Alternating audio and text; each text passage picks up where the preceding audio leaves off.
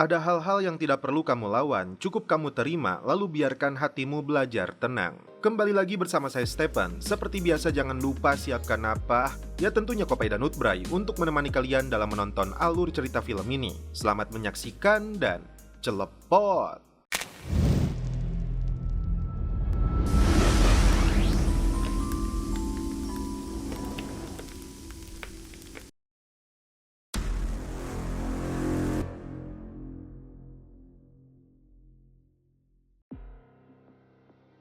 Film dibuka dengan ditampilkannya aktor utama dalam film ini yang bernama Daniel DeLuca, seorang mantan anggota pasukan khusus dari unit intelijen Amerika yang kini berprofesi sebagai detektif swasta. Datang ke sebuah penginapan, Daniel memberi pelajaran kepada 3 orang pemuda yang telah mencuri seekor anjing. Hi there.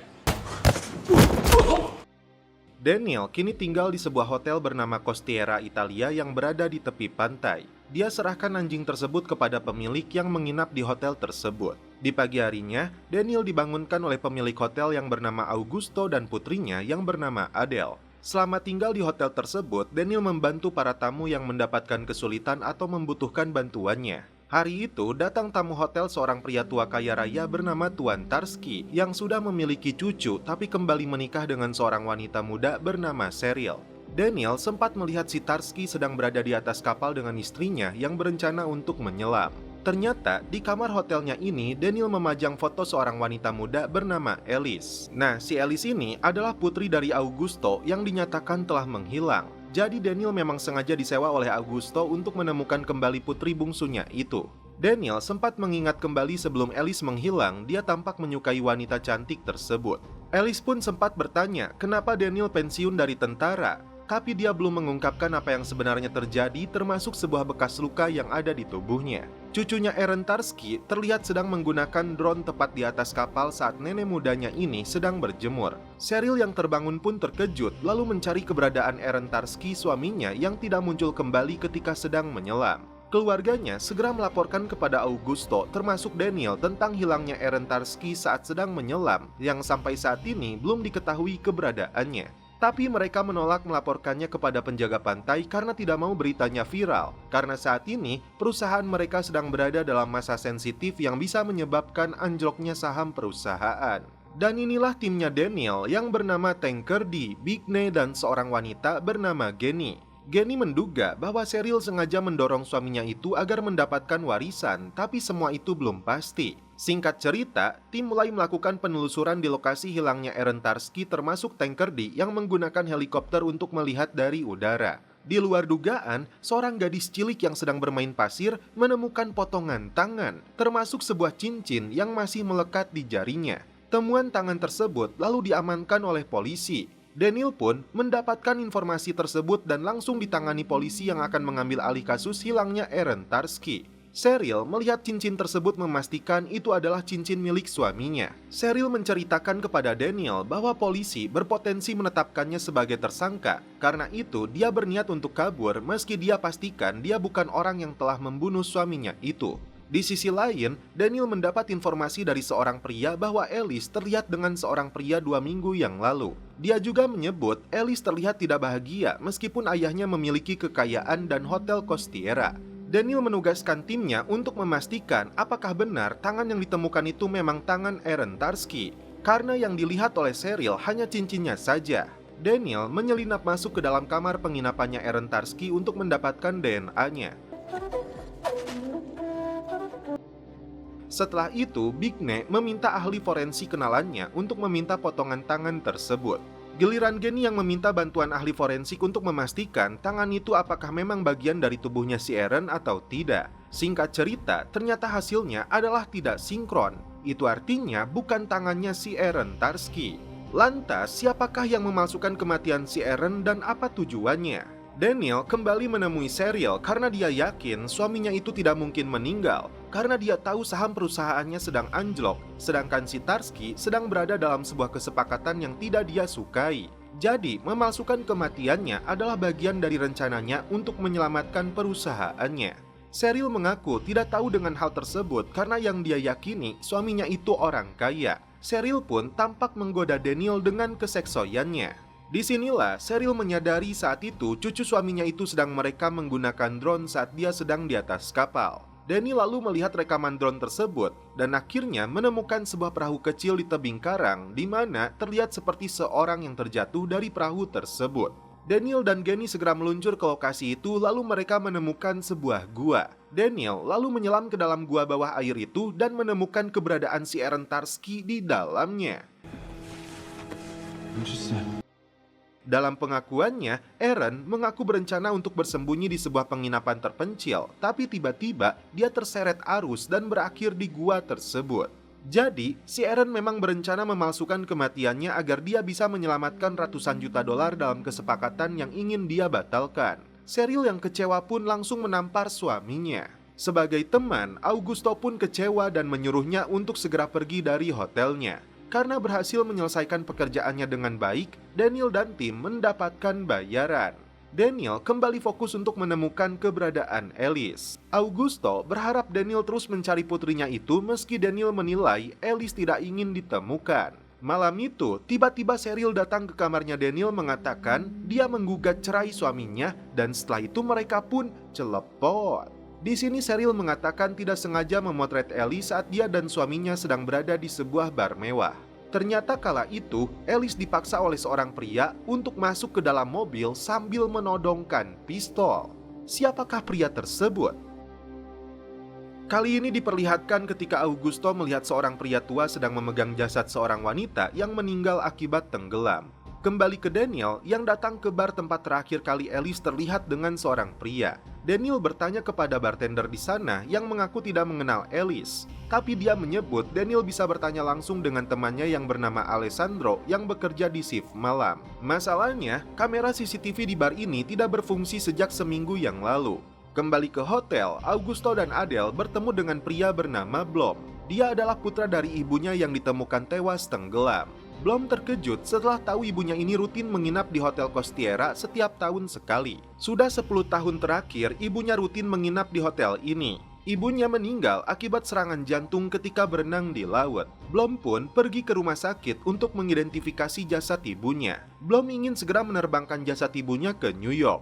Karena itu, Adele meminta bantuan Daniel untuk membawa peti jenazah khusus di hari ini juga. Begitupun dengan si Blom yang datang menemui Daniel untuk meminta bantuan menelusuri tentang penyebab kematian ibunya. Karena 3 hari sebelumnya, dia mendapatkan informasi dari perusahaan bahwa ibunya itu meminta ditransferkan sejumlah 300.000 euro ke rekening atas nama Massimo. Dia ingin tahu untuk apa uang tersebut dan siapakah Massimo. Singkat cerita, Daniel kembali berkumpul dengan timnya.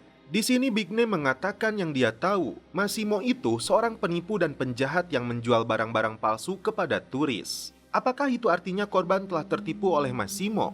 Inilah yang harus mereka selidiki. Setelah menelusuri jejak digitalnya, Tankerdy menemukan Massimo sedang berfoto di sebuah tanah yang dijual.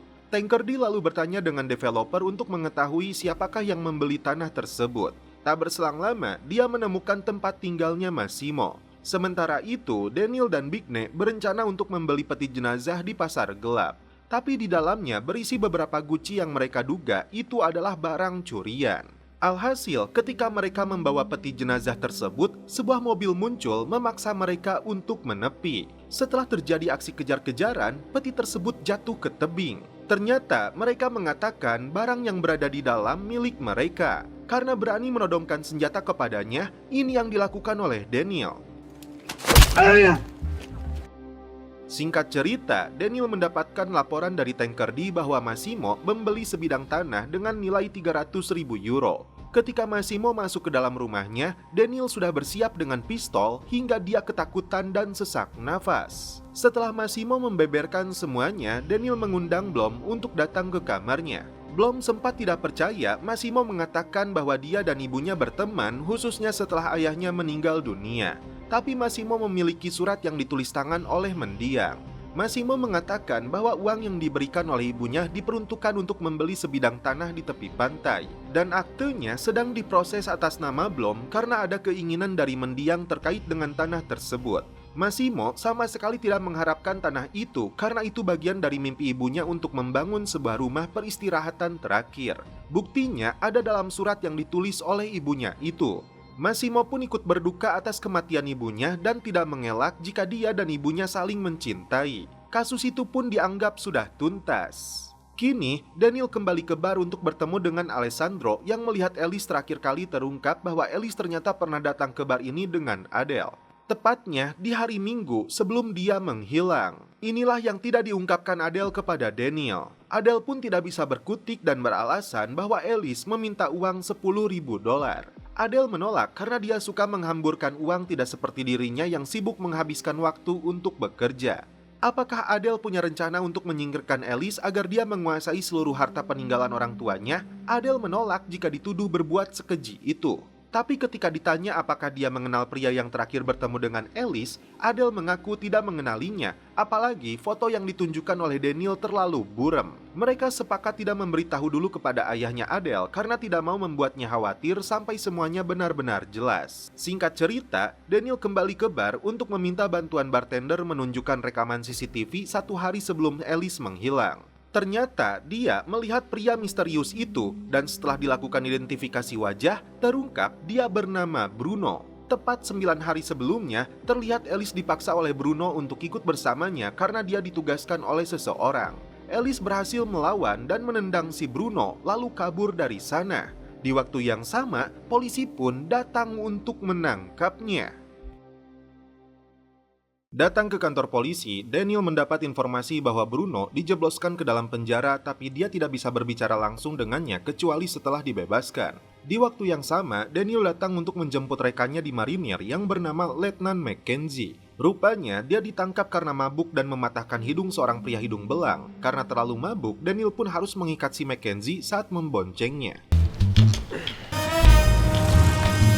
Keesokan paginya, setelah Mackenzie terbangun, Daniel memperkenalkan rekan di marinirnya ini kepada tim. Mackenzie tampak risau karena dia tidak menemukan gelangnya yang hilang yang dia duga diambil oleh lelaki bernama Fernando yang ditemuinya di klub malam. Menurut Mackenzie, gelang itu sangat penting karena terkait dengan misi yang dia sedang kerjakan. Bukan gelang biasa, itu disebut dengan kode kriptografinya militer yang sangat penting. Mackenzie pun terancam akan dipecat jika gelang tersebut hilang. Mackenzie merasa bersalah karena dia terlalu terpesona dengan si Fernando karena matanya yang indah.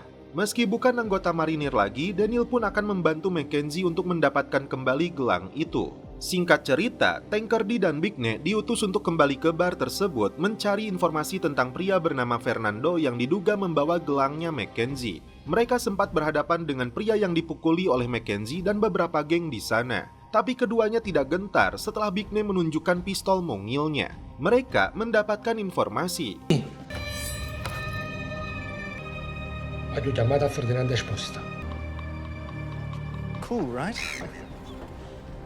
Sementara itu, Daniel dan Mackenzie dihadang beberapa preman yang tiba-tiba mengejar.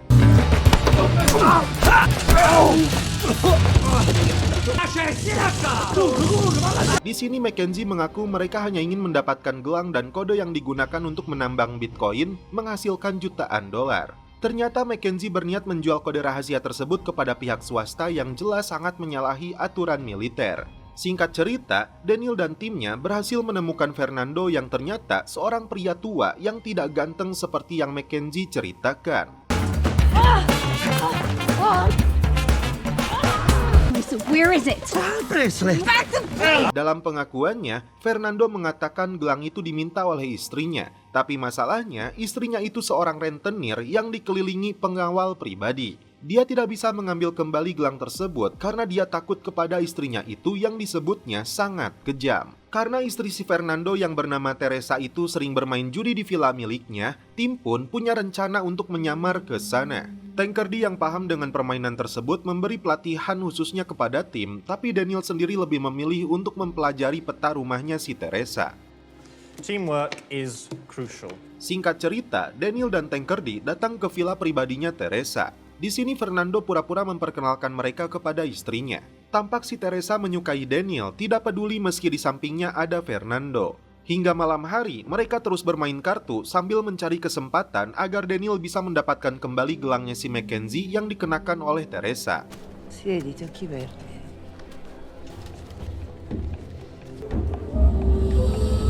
Si gioca?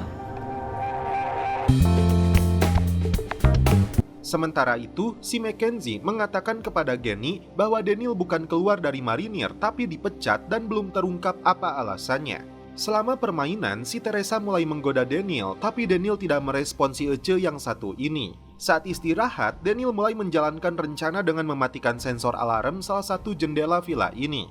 Kembali ke meja judi, Daniel kehilangan uangnya karena kalah terus. Terpaksa dia gunakan mobil mewahnya untuk taruhan. Setelah mengubah strategi permainan, Daniel dan Tankerdy berhasil memenangkan permainan tersebut, keduanya pun langsung pergi. Tapi disinilah Daniel kembali menyelinap ke dalam villa tersebut untuk mendapatkan gelang milik Mackenzie. Masalahnya, gelang itu masih menempel di tangannya si rentenir ini. Saat dia terbangun, alhasil Daniel pun terpaksa meladeninya di atas ranjang bergoyang. Akhirnya, dia berhasil mendapatkan gelang milik Mackenzie. Mackenzie nampak senang, gelang itu berhasil dia dapatkan tidak peduli dengan cara Daniel mendapatkannya. Setelah Mackenzie mabuk dan tertidur, diam-diam Daniel melihat isi ponselnya. Disinilah dia tahu bahwa rekannya ini berniat menjual gelang tersebut. Singkat cerita, di pagi harinya Daniel memutuskan untuk memanggil polisi militer untuk menangkap Mackenzie agar dia mendapat hukuman karena mabuk di muka umum dan memberinya pelajaran kepada Mackenzie agar dia tidak bermasalah lagi dengan mafia.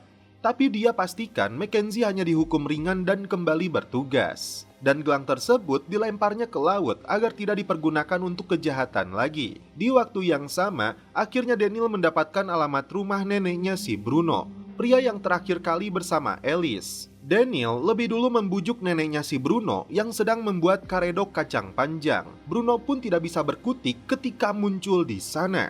Women, money, trouble. Carcio! Vuole aiutare.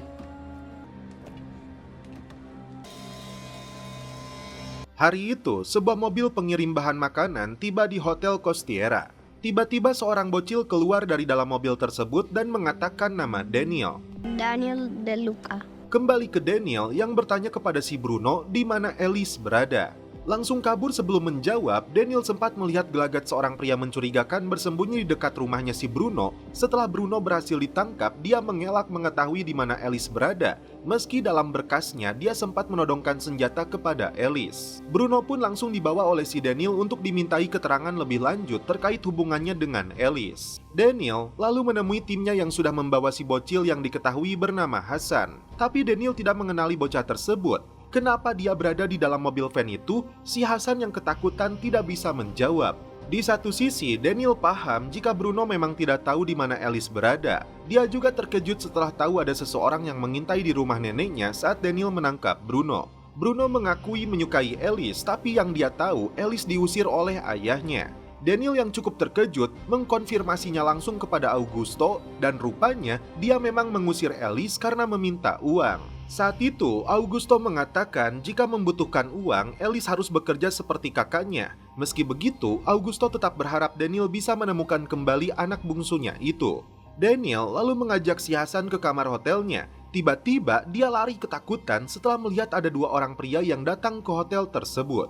Daniel pun curiga karena melihat sepatu mewah yang digunakan salah satu pria tersebut. Adele mengatakan bahwa pria itu berasal dari lembaga perlindungan anak yang datang bersama petugas polisi meski mereka tidak menunjukkan ID card-nya. Meski belum jelas apa masalahnya, tapi Daniel akan tetap melindungi si Hasan karena dia menyebut namanya. Agar si Hasan tidak ketakutan, Daniel membuat mainan kertas untuk menghiburnya. That's when you're really in business. Setelah itu, si Hasan diajak berenang. Hasan akhirnya mengatakan bahwa dia disuruh oleh ibunya untuk meminta bantuan Daniel. Ibunya sendiri diketahui bernama Amina. Selain itu, Hasan mengatakan dia takut kepada pria yang datang ke hotel itu. Setelah ditelusuri, Daniel mendapat informasi bahwa makanan yang dikirim ke hotel tersebut dikirim oleh pemasok bernama Eduardo yang sebelumnya mengaku kepada Adele sebagai petugas layanan anak. Singkat cerita, Daniel dan tim pergi untuk menemui Eduardo di gudang makanan untuk mengungkap apa yang sebenarnya terjadi kepada ibunya si Hasan. Sementara itu, Genny ditugaskan untuk menjaga Hasan sampai tiba-tiba si pria yang mengaku sebagai polisi datang untuk mencari Daniel. Hasan pun disuruh untuk bersembunyi, tapi pria yang mengaku bernama Casertini tersebut tiba-tiba langsung pergi ketika Genny mengatakan Daniel dekat dengan kepala polisi di kota ini. Jelas di sini bahwa dia seorang penjahat yang hendak mencari Hasan. Daniel dan tim mengintai lokasinya si Eduardo di gudangnya yang ternyata mempekerjakan banyak imigran. Daniel menyamar pura-pura menjadi salah satu pekerja setelah Tanker D mengalihkan perhatian petugas keamanan di sana. Charming, but I have a Rochester. Of possible, sir. I must put this to 10. Daniel mencari keberadaan Amina melalui salah satu pekerja di sana. Salah seorang pekerja mengatakan Amina disekap di gudang tersebut. Bigne sendiri melumpuhkan salah satu petugas keamanan.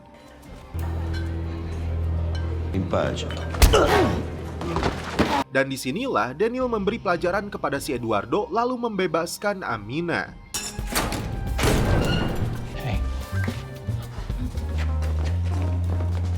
Ternyata terungkap setelah tim kepolisian menangkap Eduardo dan para anak buahnya. Eduardo telah membunuh salah satu pekerja dan Hasan menyaksikan kejadian tersebut. Karena itu, ibunya menyelundupkan si Hasan ke dalam mobil lalu meminta bantuan Daniel.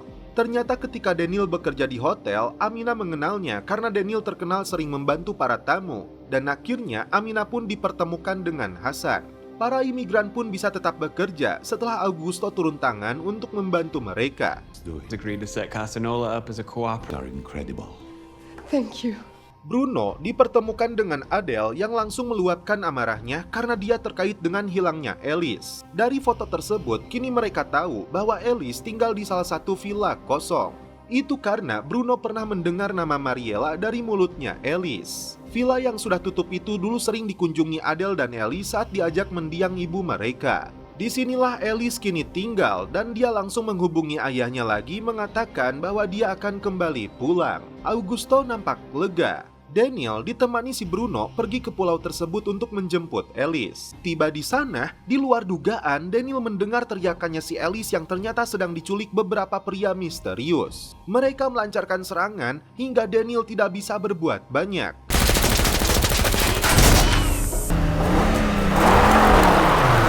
Karena penasaran bagaimana mungkin mereka bisa tahu lokasi ini, ternyata diam-diam si Bruno mencuri ponselnya Adele untuk menghubungi orang-orang tersebut.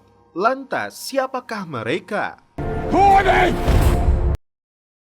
Setelah diculik oleh 3 penjahat itu, Alice dibawa ke markas mereka. Salah satunya wanita bernama Sabine, keturunan Afrika Prancis. Terlihat markas mereka seperti sebuah kastil. Dan inilah bos mereka yang bernama Lauren yang mengira wanita yang mereka culik adalah Adele. Padahal itu adalah Alice yang disebut sebagai anak nakal. Awalnya mereka hendak memanfaatkan Adele yang bertugas sebagai manajer hotel dalam rencana untuk mencuri kalung mewah. Sementara itu, Daniel dan timnya mulai habis kesabaran. Kali ini mereka membawa beberapa koleksi pisau dan golok untuk mencincang si Bruno jika dia tidak mau buka mulut. Siapakah dalang di balik penculikan Alice? Bruno yang ketakutan pun menjawab bahwa mereka orang Prancis dan bosnya yang bernama Lauren. Francesi, sono francesi! James.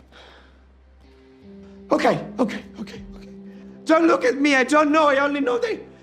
Melihat Daniel yang terpancing emosinya dan hendak membunuhnya, Genny bergegas melepaskan si Bruno dan dia sempat mengambil kembali ponselnya lalu kabur dari sana. Padahal itu bagian dari rencana tim yang sudah memasang alat pelacak di ponselnya tersebut. Augusto sendiri tidak tahu bahwa putrinya telah diculik. Dia justru mengatakan kepada Adele bahwa Alice akan kembali pulang.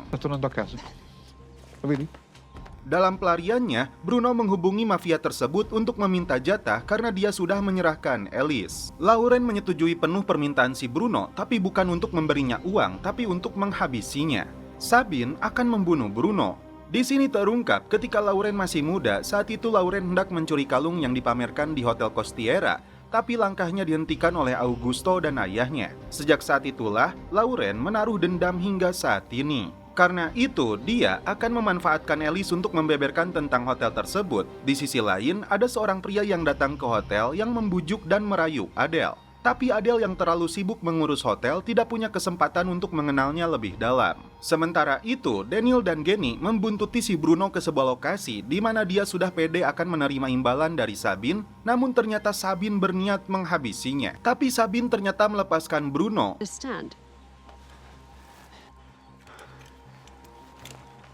Dan disinilah Daniel dan Genny mulai membuntutinya untuk menyelamatkan Alice. Selama perjalanan, Genny bertanya kenapa Daniel dikeluarkan dari unit pasukan khusus. Daniel pun menjawab saat itu dia ditugaskan di Yaman. Dia berteman baik dengan seorang informan bernama Nabil yang mengetahui semua tentang pergerakan Al-Qaeda. Nabil memiliki seorang istri dan anak laki-laki yang masih kecil. Daniel pun berjanji akan mengeluarkan mereka dari Yaman. Tapi markas justru membocorkan identitasnya Nabil, alhasil pemberontak membantai Nabil dan keluarganya. Inilah yang disesalkan oleh Daniel. Dia luapkan kemarahannya kepada atasannya yang Jenderal Bintang 3 yang berakhir dia dipecat.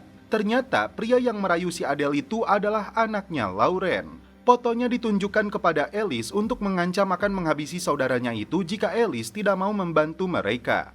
Ternyata di Hotel Costiera ini akan digelar lelang kalung mewah bernilai jutaan euro, di mana Lauren dan antek-anteknya berencana untuk merampok kalung tersebut seperti yang dulu pernah direncanakannya. Kembali ke Daniel dan tim yang berhasil menemukan markasnya para penjahat itu. Disinilah mereka mulai mengatur strategi dan rencana untuk membebaskan Alice. Singkat cerita, malam itu tim mulai melancarkan misi penyelamatan dengan pura-pura menabrak mobil. Padahal ini bagian dari rencana untuk mengalihkan perhatian anak buahnya si Lauren, dan saat itulah Daniel menyelinap masuk ke dalam kastil tersebut. Okay, in which case we shall cast that. What? Daniel akhirnya menemukan Alice, dan setelah itu dia lebih dulu melumpuhkan si Sabine. How'd you find me? Step over, she's fine. Sisters, you'll figure it out. This is Oma.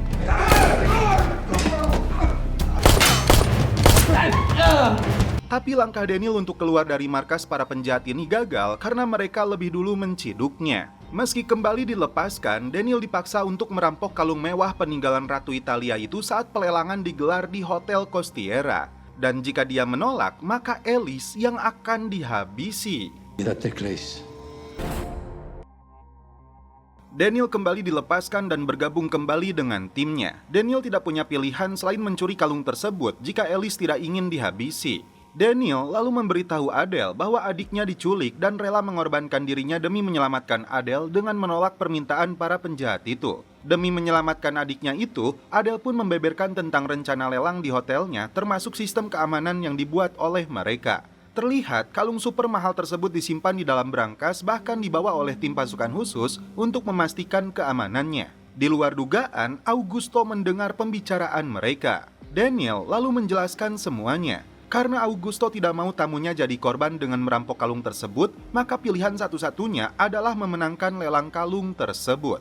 Meski ini tidak mudah karena saingannya para sultan. Kalung itu sendiri diprediksi mencapai angka 15 juta euro karena ini masuk dalam kategori gala lelang kelas elit. Dibutuhkan strategi yang matang, karena itu Augusto mengingatkan Daniel dan timnya untuk mempelajari karakter lawan mereka saat lelang berlangsung. Augusto mengaku hanya memiliki 15 juta euro, maka dibutuhkan strategi lawan-lawan mereka yang memiliki uang tanpa batas. Daniel lalu menelepon seseorang untuk datang ke lelang di hotel ini. Siapakah yang dihubunginya itu?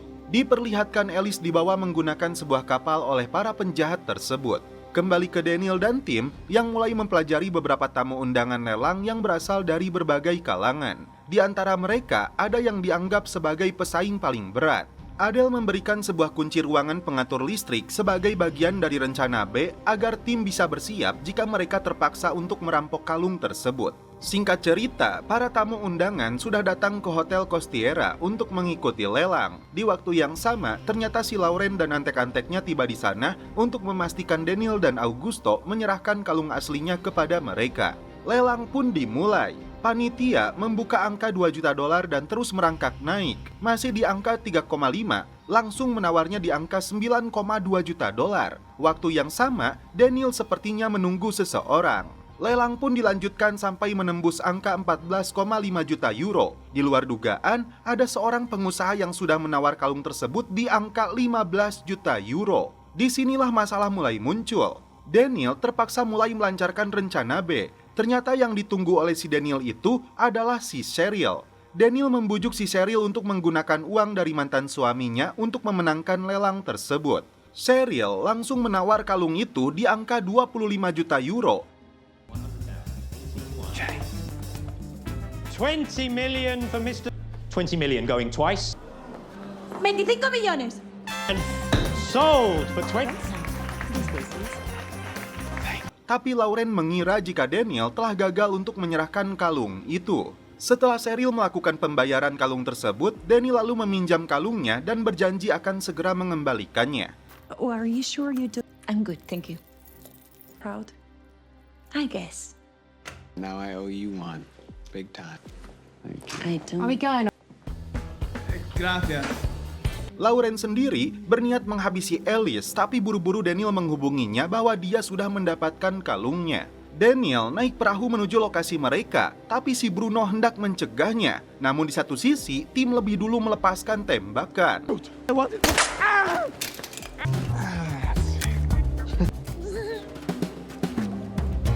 Daniel lalu pergi ke lokasi kapal mereka untuk menyerahkan kalungnya. Di luar dugaan, Daniel melemparkan kalung asli tersebut dan selanjutnya ini yang terjadi. I thought you loved me.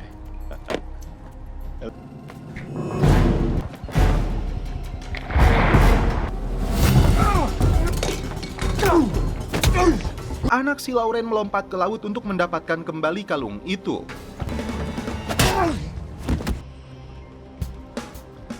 Lauren pun tertipu karena ternyata kalung yang dia terima itu adalah kalung yang palsu. Ternyata Genny menyelam untuk mengambil kalungnya yang asli. Lauren pun kabur meninggalkan anaknya di sana sebagai kambing hitam dari para polisi yang akan menangkapnya. Dan akhirnya Alice pun berhasil dibebaskan dan bertemu kembali dengan ayahnya.